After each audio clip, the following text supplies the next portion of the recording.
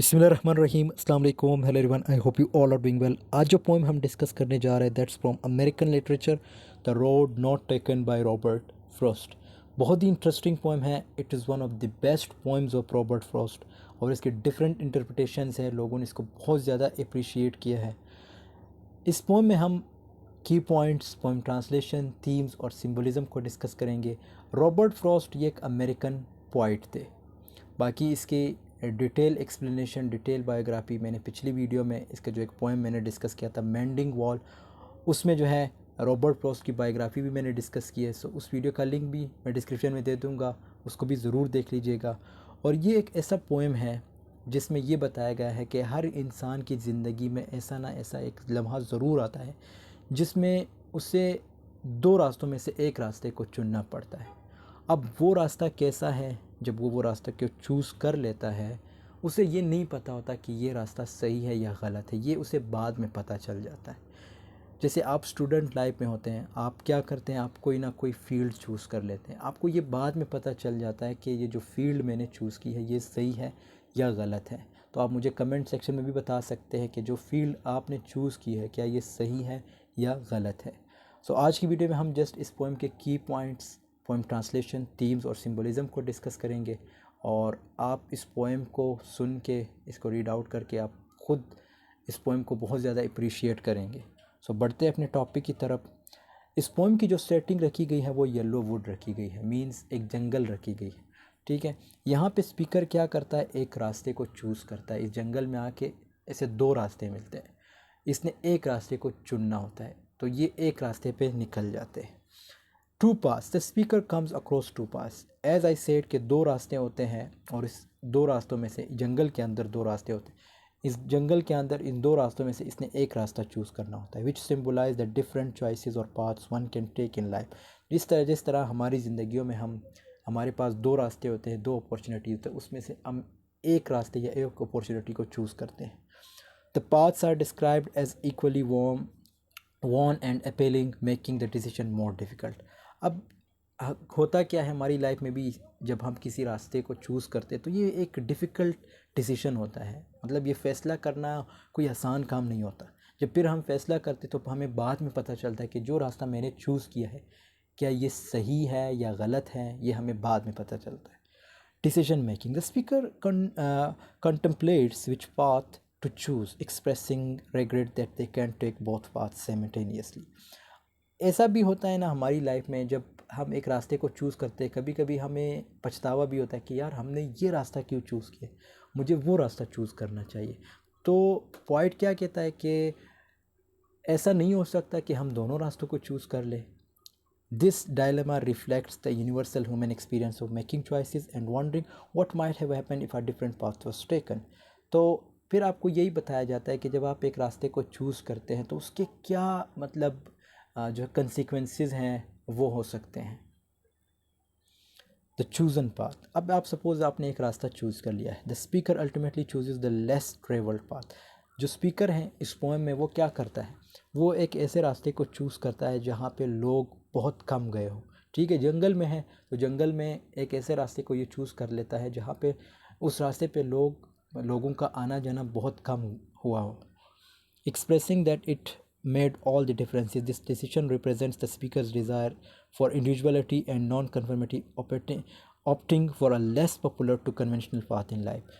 जिस तरह हमारी लाइफ में हम भी सेम टू सेम यही करते हैं कि ऐसा रास्ता चूज़ करते हैं जिसमें लोग बहुत कम हो। ठीक है, हम ये कहते हैं कि यार इसमें कंपटीशन कम है तो मैं इस रास्ते को चूज़ करके अपना नाम बना सकता हूँ।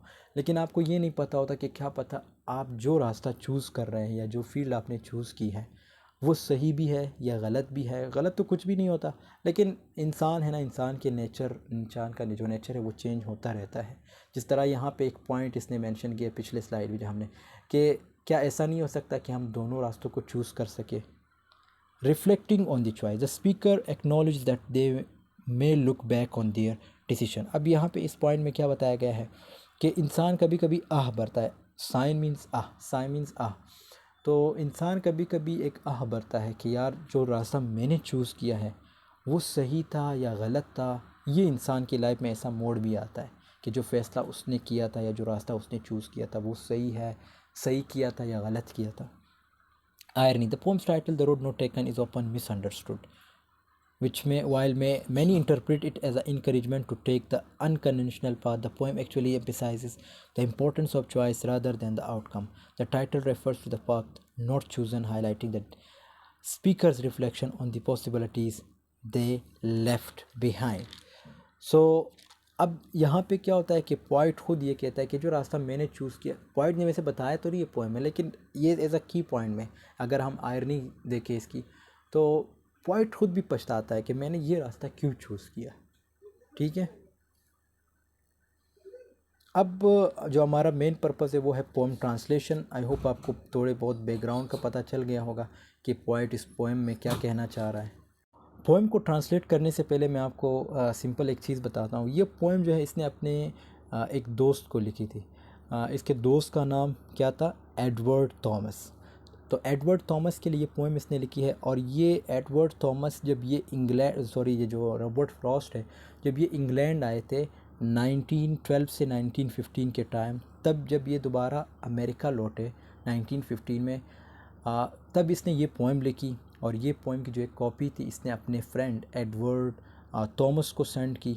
अब एडवर्ड थॉमस उस वक्त इसने क्या किया था, ये एक जो वर्ल्ड वार 1 चल रही थी उसमें भी इसने अपनी जो है अपना नाम लिखवाया था। और इस तरह जो है इस पोएम को जो है एडवर्ड जो इसका फ्रेंड है एडवर्ड थॉमस, इसने जो है पर्सनली लिया था। ठीक है, और सबसे पहले यहाँ पर एक स्पीकर जो है जो जंगल में जा रहा है, उसके पास कोई गाड़ी नहीं है। ठीक है, वो बस पैदल जा रहा है। उसे रास्ते में क्या दिखता है, क्या उसे रास्ते में उसे रास्ते में 2 रास्ते दिखते हैं। एक रोड पे जो चलता जा रहा है आगे जाके वो एक रोड, और दूसरा जो है इसे खुद नहीं पता होता था कि मैं कौन सा रास्ता चूज़ करना है। जंगल में 2 रास्ते हैं, इसे पता नहीं चलता कि मैं कौन सा रास्ता चूज़ करूं। खैर, इस पोएम की जब हम ट्रांसलेशन करेंगे तब आपको बेहतर पता चलेगा। 2 roads diverged in a yellow wood। Yellow wood से मुराद, ठीक है, जंगल को कहा गया है। मीन्स जहाँ पे जो पेड़ है या जो दरख्त है वो बिल्कुल येलो हो चुके हैं। ठीक है, जो पौधे वगैरह है वो येलो हो चुके हैं। एक येलो जंगल में 2 रोड्स डाइवर्ज हो रही है, अलग हो रही है। डाइवर्ज का मतलब है अलग हो रही है। येलो इसलिए बोला है क्योंकि ये ऑटम सीज़न चल रहा है, इसलिए पौधे येलो हो गए हैं। And sorry I could not travel both. अब क्या कहता है, अब स्पीकर कहता है कि मैं दोनों रोड्स पर ट्रेवल नहीं कर सकता। And be one traveller long I stood. क्योंकि मैं एक ट्रेवलर था इसलिए इन दोनों रास्तों पर नहीं जा सकता था। सिंगल बंदा 2 रास्तों पर कैसे जा सकता है? मैं लंबे टाइम तक खड़ा रहा, सोचता रहा कि मुझे क्या करना है। And looked down one as far as I could. मैं जितना दूर तक हो सके उन दोनों रास्तों में एक को देखता रहा। To where it bent in the undergrowth. लेकिन उस जगह पर खड़ा होकर मैं ज़्यादा देर तक उस रास्ते को नहीं देख सका। आगे जाके वो रास्ता बेंट हो जाता था, वो रोड स्ट्रेट नहीं था, वो घास उगी हुई थी। ठीक है, घास बहुत ज़्यादा थी। दूसरे स्टेंजा में क्या है? Then took the other as just as fair. Speaker ने दूसरा रास्ता ले लिया है, दूसरा वाला रास्ता ले लिया है। ठीक है, and having perhaps the better claim, कि ये रास्ता जो उसने चूज़ किया है वो दोनों रास्तों में बेहतर रास्ता है, शायद वो दोनों रास्तों में बेहतर रास्ता है। Because it was grassy and wanted wear. रास्ता बहुत ही ग्रासी था और ऐसा लग रहा था उस रास्ते पर ज़्यादा लोग चले भी नहीं थे। तो as for that the passing there. अब जब स्पीकर उस रास्ते पर चल रहा था, had worn them really about the same. अब जो रास्ता उसने छोड़ दिया है उस रास्ते पर भी इस रास्ते के बराबर ही चला गया है, उस पर भी ज़्यादा नहीं चला गया है, दोनों रास्ते सेम ही लग रहे हैं। नेक्स्ट स्टेंजा में क्या है? And both that morning equally lay in leaves no step had trodden black. दोनों रास्तों पर ही बराबर ही पत्ते गिरे हुए हैं, दोनों को बराबर ही ढक रखा है, उन पर सबसे ज़्यादा लोग नहीं गुजरे। वो पत्ते फ्लैट हो जाए, ज़्यादा पैरों ज़्यादा पैरों ने उन पत्तों को कुचला नहीं है। ट्रॉडल मानी कुचलना, ठीक है। तो क्या करूं, वापस जाऊं या फिर चलता रहूं इसी रास्ते पर। अब पोएट अगेन सोच रहा है कि क्या करूं, वापस जाऊं या इसी रास्ते पर चलता रहूं। Oh I kept the first for another day. अब क्या आगे से ये अपने स्टेटमेंट को चेंज करता है, कहता है कि मैं ये दूसरा रास्ता कि मैंने ये दूसरा रास्ता चुन लिया है, तो मैं पहले वाले रास्ते को क्या करता हूँ, किसी और दिन के लिए रख लेता हूँ, ठीक है। किसी और दिन के लिए, किसी और दिन उस रास्ते पर चला जाऊँगा या उस रास्ते को ज्वाइन करूँगा। yet knowing know how yet knowing how way leads on to way। लेकिन मैं ये भी जानता हूँ कि कैसे मैंने इस रास्ते को जो पकड़ लिया है कि ये रास्ता मुझे कैसे दूसरे रास्ते की तरफ लेके चला जाएगा। मतलब ये रास्ता किसी और रास्ते से जुड़ेगा, फिर किसी और से। आई doubted if I should ever come back. मुझे ऐसा लगा, मुझे डाउट हुआ कि क्या कभी मैं वापस आ पाऊँगा उस पहले वाले रास्ते को ट्राई करने के लिए। I shall be telling this with a sigh. आने वाले फ्यूचर में क्या होगा, मैं एक आह भरता हुआ, ठीक है। Somewhere age and age hence. कहीं ना कहीं फ्यूचर में मैं बैठा रहूँगा, ये स्टोरी याद करूँगा, अपनी ये स्टोरी किसी ना किसी को सुना रहा हूँगा। कौन सी स्टोरी, ये रोड वाली स्टोरी, कि कौन सा रास्ता मैंने चूज़ किया और क्यों चूज़ किया। Two roads diverge in a wood and I took the one less travelled by. कि जो सालों पहले जंगल में जो दो रोड्स पहले, मतलब ये वो स्टोरी सुना रहा है कि जो सालों पहले जंगल में दो रोड्स मिले थे, एक येलो वुड के अंदर, और मैंने ऐसा रास्ता चुना जिस पर कम लोगों ने मूव किया था, कम लोग चले थे। And that has made all the difference. और उस रास्ते को पकड़ने की वजह से मेरी पूरी ज़िंदगी ही बदल गई, अच्छी के लिए या मतलब ये जो रास्ता इसने चूज़ किया है, इसकी जो ज़िंदगी बदली है। अब ये ज़िंदगी में बदलाव कोई अच्छा बदलाव है या कोई बुरा बदलाव है, ये पॉइंट ने जो है मेंशन नहीं किया है, ठीक है।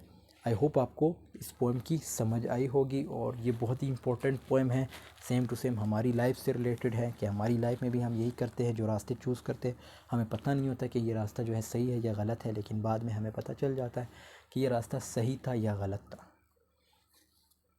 अब इसके थीम्स को देखिए। सबसे पहला थीम है individualism and non conformity. The poem emphasises the theme of individualism and the importance of making independent choices. इसमें क्या है, इंडिविजुअलिटी पे ज़्यादा फोकस, इनफरादियत पे ज़्यादा फोकस की गई कि इंसान जो है वो इंडिपेंडेंट चॉइसेस जो है, मतलब जो फैसले है वो लेता रहे, किसी और से पूछने की ज़रूरत नहीं है। The speaker decides to take the road less travelled, symbolizing their desire to stand out and follow their own path rather than simply following the crowd. तो इसका मतलब ये है कि आपने क्राउड को फॉलो नहीं करना, आपने सिर्फ अपने आप को फॉलो करना है। मतलब जो आपको अच्छा लगे आपने वो चीज़ फॉलो करनी है, ठीक है। चॉइसेस एंड डिसीजन मेकिंग, ये भी बहुत इंपॉर्टेंट थीम है हमारी लाइफ में। हमारे पास चॉइसेस भी होती है, हमारे पास हम फैसले भी खुद कर लेते हैं कुछ ऐसी जगहों पे। अब ये जो चॉइसेस होती है, जो फैसले हम कर लेते हैं, क्या ये हमारे लिए सही होते हैं?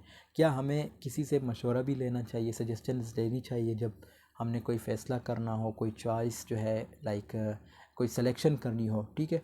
तो यहाँ पे सेम टू सेम पॉइंट भी यही कहता है कि जो रास्ता मैंने चूज़ किया है, क्या उससे जो है मेरी पूरी ज़िंदगी तो बदल गई। अब ये ज़िंदगी में जो है लाइक मतलब कोई अच्छाई आई है या कोई बुराई आई है, मेरी जो ज़िंदगी बदली है, ये पॉइंट ने मेंशन नहीं किया है। लेकिन यहाँ पे एक चीज़ इन्होंने क्लियर की है कि जब भी आप चॉइस मतलब कोई रास्ता चूज़ करते हो, so it's important for you कि आप उसके बारे में सोचो कि ये जो रास्ता मैं चूज़ कर रहा हूँ ये सही है या गलत है। और सजेशंस जो है वो इम्पॉर्टेंट है डिसीजन मेकिंग में किसी भी।